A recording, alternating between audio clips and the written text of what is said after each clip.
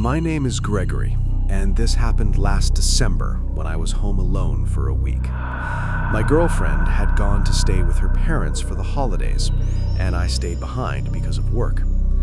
I live in a quiet neighborhood in a small town in upstate New York. The houses are spaced out, and most of the people on my block leave for Christmas. That week, I had the entire street to myself. At first, I liked the idea. Peace, quiet. I thought I'd catch up on shows, rest, and enjoy the coziness of the holidays. But what happened still lives rent-free in my head. It was my second night alone. Around 6:30, already dark outside. Snow had fallen all day, leaving a white layer across the yard and driveway. I was in the kitchen making pasta and chicken, the TV on in the background to make the house feel less empty. As I ate, I heard something unusual. Singing. I muted the TV. The sound was clearer now. Someone outside was singing Jingle Bells. At first, I thought maybe kids were playing, but the voice wasn't a child's. It was a grown man. I walked toward the front door. The closer I got, the louder it became. By the time I reached the door, it sounded like the singing was right on my front stoop. My stomach tightened. Still, I thought maybe it was a caroler. I opened the door. Standing in the glow of the porch light was a man, maybe 35. No hat, a thin coat, too light for the weather. He stared down at my welcome mat, completely focused on singing Jingle Bells, as if he didn't even notice me. I forced a smile. I'd never had carolers before, and never a solo adult. He didn't look dangerous, just confused, maybe slow. He finished the song. I expected him to leave. Instead, he took a breath and started again. Same slow, off-key tone. This time, he looked up. Direct eye contact. My smile faded. He looped the song over and over. 4 minutes passed. Finally, I thanked him politely and closed the door. But the singing continued. I sat back down, trying to ignore it, but the longer it went on, the harder it was. He didn't seem normal. He was still right outside, singing the same song. The house felt smaller, uncomfortable, like someone was pressing too close to my space. 10 minutes later, silence. The sudden stop made me jump. I checked the window. He was still there, now at the end of my driveway, standing still, facing the house, watching. I cracked the door and told him to leave, private property. He didn't move. I warned him I'd call the police, shut the door, watched. He didn't budge. I didn't want to call the cops. Maybe he was mentally ill. I went upstairs, locked my bedroom door, and tried to relax. I checked the window. He was gone. Relief washed over me. I got into bed, lamp on, book open. 20 minutes later, I heard it. Singing. Jingle Bells. This time, from the backyard. I rushed to the window. He was there, standing in the snow directly below my bedroom window, looking straight up at me while he sang. I slid the window open and yelled that I was calling the police. The singing stopped. He stood silent for 3 seconds. Then he sprinted toward the back door, out of sight. The sound that followed was the most insane I've ever heard. Screaming, not normal screaming, a guttural death metal roar, deranged and inhuman. It echoed through the yard, rattled the house. Then came the banging. The back door shook violently. Kicks, slams, the knob rattled. The vibrations reached my bedroom. He wasn't just strange, he was trying to get inside. I grabbed my phone, dialed 911, begged them to hurry. Baseball bat in one hand, phone in the other. I hid in the closet. The operator told me to stay hidden. The screams and bangs continued, each second feeling like the door would give way. Then, silence. I didn't know if he left or if he was inside. I stayed frozen until the police arrived. They checked the house. The back door was still locked. I stepped outside to meet them. My breath finally returned. We walked the backyard. Footprints in the snow marked where he had stood singing up at my window. They showed where he had sprinted to the back door. Then they led into the woods. The cops followed the trail briefly, but returned. Too dark, too deep, not worth it. They told me people act strange all the time. Keep the doors locked, I'd be fine. They didn't seem interested in finding him. That bothered me, but I was too shaken to argue. After they left, the house felt empty, cold. I locked every door and window, checked them again and again. I was done with alone time. I wanted my girlfriend back. I left for my parents' place for Christmas Eve. As for the man, he never returned. At least, not that I know of.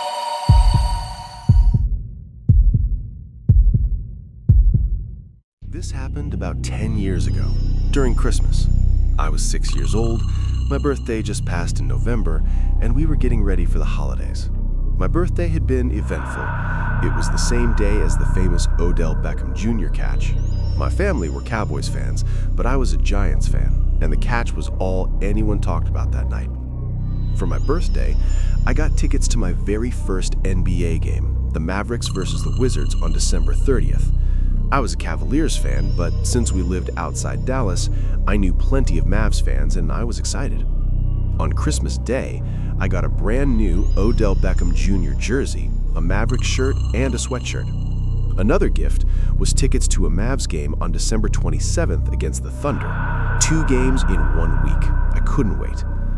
The first game was incredible. The Mavs won a close one, 112 to 105. The arena was electric.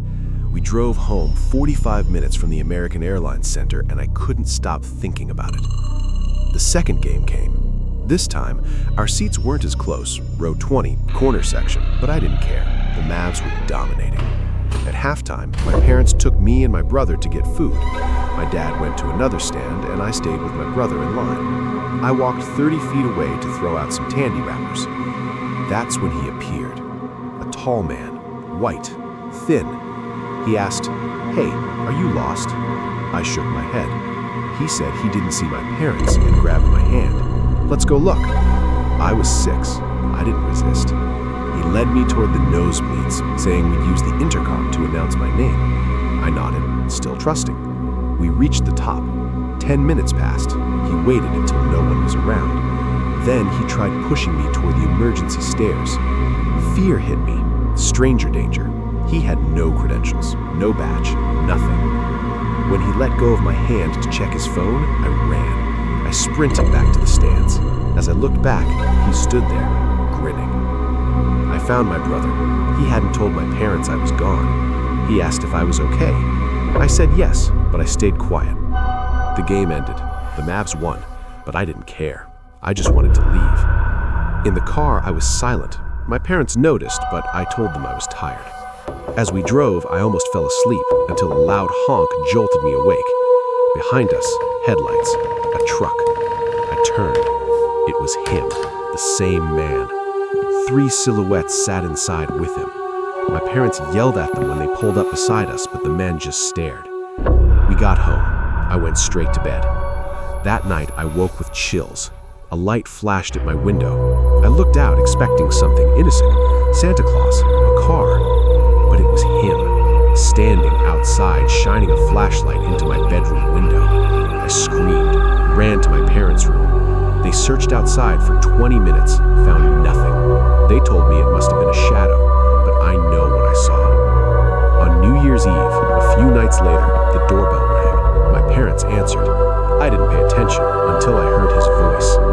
It was him. I told my parents. I told them he had tried to take me at the game. They didn't believe me. They said he was handing out lost dog flyers. The night went on. I tried to forget. But a year later, on New Year's Eve, there was a knock at my bedroom window. I had forgotten. I wasn't thinking about him. But when I looked, there was a note taped to the glass. "This new year, you'll meet me again." I gave it to my parents. They filed a report. Nothing came of it. Now, every New Year's Eve, I feel the fear return. I close my curtains. I wait. I wonder if he'll come back. I'm 16 now. My parents want me to go to another NBA game, Cavs versus Mavs, January 2nd. But I don't know if I can, because I'm still terrified that he knows where I live.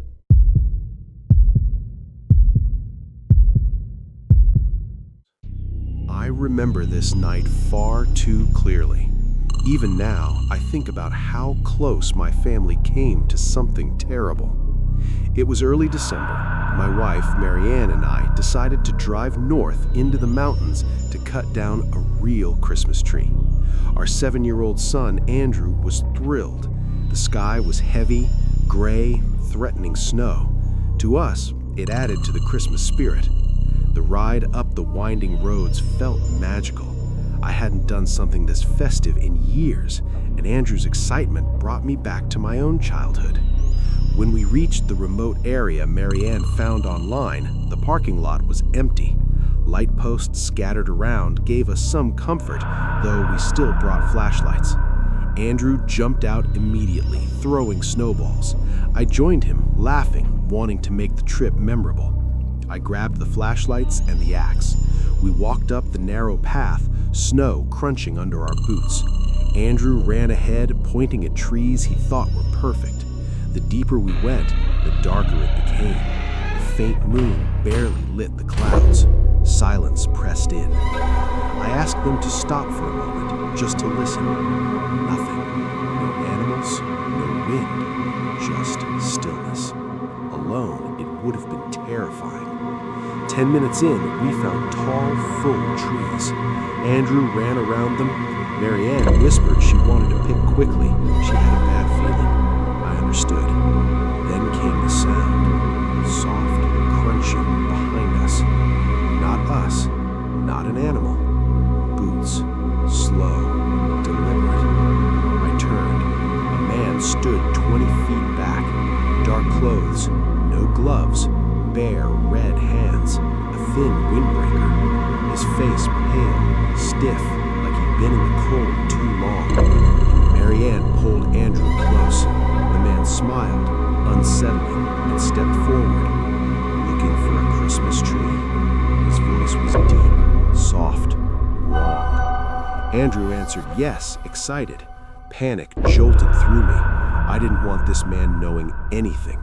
Marianne quickly said no, we were just walking. He stepped closer. Don't worry, I'm not a park ranger. He said it like he knew exactly why we lied. His eyes were hollow, his movements unnatural. I whispered to Marianne we should head back. She nodded, gripping Andrew's jacket. As we passed him, he smiled, nodding, watching. Andrew kept turning, asking if he was following. Each time I looked back, he was closer, silent. I whispered that once we reached the road, we had to run. Marianne lifted Andrew and sprinted. I stayed behind, axe in hand. The man stopped, raised his hands halfway, still smiling. I mean no harm. Why don't you get back to your truck now? My heart skipped. He said truck. He knew what we drove. I hurried down. Marianne screamed my name. At the truck, both right side tires were slashed. It was him. Marianne struggled to find service. I called 911, explaining we were threatened, stranded with a child. The operator told us to stay locked inside until police arrived. Then, Marianne screamed again. Figures. 3 of them, standing beyond the tree line. Shadows, watching. 2 stepped closer, slow, deliberate. The 3rd vanished into the woods. The operator asked if I had weapons. I said yes, the axe. She told me, if necessary, to use it. Andrew cried. Marianne tried to console him. The 2 figures waved. We're here to help. Their clothes were thin, dirty like the first man. They didn't seem cold. Then, suddenly, they turned and ran back into the woods. Sirens, flashing lights, relief. The police SUV pulled in, spotlights sweeping. Officers jumped out, flashlights drawn. I pointed toward the woods. The men were gone, but their footprints remained. More units arrived. They searched. Tracks led deep into the forest, splitting in different directions. The officers said sometimes drifters or squatters hide in remote areas. The tow truck came. We sat in the back of a patrol car to stay warm. Andrew calmed, excited by the police. Marianne held him tight. I stared at the tree line, half expecting to see someone again. On the ride home, none of us spoke. Silence felt safer. We never tried cutting down a Christmas tree again. Never returned to that. Even now, 10 years later, I refuse to go near it. What haunts me most is knowing they had been watching us long before we noticed. They saw us arrive. They slashed our tires. They waited for us to go deep enough into the woods. We were lucky. Lucky we trusted our instincts. Lucky I carried an axe. I don't like thinking about how close we came to never going home.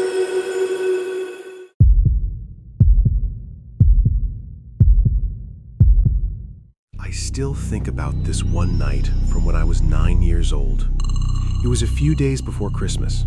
My parents both had things to do that evening, and since I was almost 9, they felt okay leaving me home for a little while. My mom went to the grocery store for Christmas dinner supplies, and my dad was working late, like he usually did in December. I sat on the couch, watching a Christmas movie, eating cookies by the fireplace and tree. Outside, it was already dark, even though it was still early. The Christmas lights across the street blinked in patterns. Everything felt normal, until the doorbell rang. It was late, random. My mom always told me never to answer the door when I was alone. My parents never rang the bell anyway. They had keys. Still, curiosity pulled me forward. I walked to the door and looked through the peephole. A man stood on the porch. He wore a full Santa Claus suit, the red coat, the hat, the beard. But something was wrong. He wasn't holding gifts, just a clipboard. And he stood too close to the door, like he was waiting for me to unlock it. I whispered, "Who is it?" He leaned closer, trying to peer through the peephole. He must have realized instantly that I was a child. His voice shifted into a poor Santa impression. "I'm Santa. I have gifts for you. Open the door." At 9, I didn't believe in Santa anymore. My parents had taught me about strangers. I told him to go away, tried to sound brave, but my voice cracked. Silence. Then he asked, "Are you home alone?" My stomach dropped. I backed away from the door, refusing to answer. I hurried to the living room, clutching a pillow, staring at the TV, pretending everything was normal. Then the doorknob twisted. He was testing the lock. I froze, praying he would leave. But seconds later, another sound, the back door. He had run around the house. That door was weaker, rarely used. My house had only 2 doors. He was trying both. I bolted to the kitchen, grabbed the phone, and dialed my mom. My words tumbled out fast, almost crying. "Someone's trying to get in. He's dressed like Santa." Her tone changed instantly. "Serious. I'm coming home right now. Don't open any doors. Stay in the living room. Keep the curtains closed." I crouched behind the couch, hidden from the windows. I stayed still. I heard footsteps, light taps, movement outside. He was still there. Finally, the noises stopped. Then I heard a car pull into the driveway. The squeak of brakes. I knew it was my mom. I stayed hidden until the front door unlocked and slammed open. My mom rushed in, breathing hard, grocery bags in hand. She locked the door, called for me. I ran to her. She hugged me tight. She told me she had just seen a man dressed as Santa walking down the street. She slowed her car, yelled at him, asked what he was doing. He claimed he was going door to door for donations. She didn't believe him. He looked nervous. He walked away fast when she shouted. She told me she was proud I hadn't opened the door, proud I called her right away. She phoned the police, reported it. Neighbors later said the same man knocked on their doors asking for donations. They thought it was a scam. But none of that changes the fact. He tried to get into our house. He knew a child was home alone. I still think about that night every Christmas when I see Santa decorations. I remember being 9 years old, knowing the man on our porch wasn't Santa. He wanted something else. I was lucky the doors were locked. Lucky my mom came home when she did, because if that door had been unlocked, I don't want to imagine what would have happened.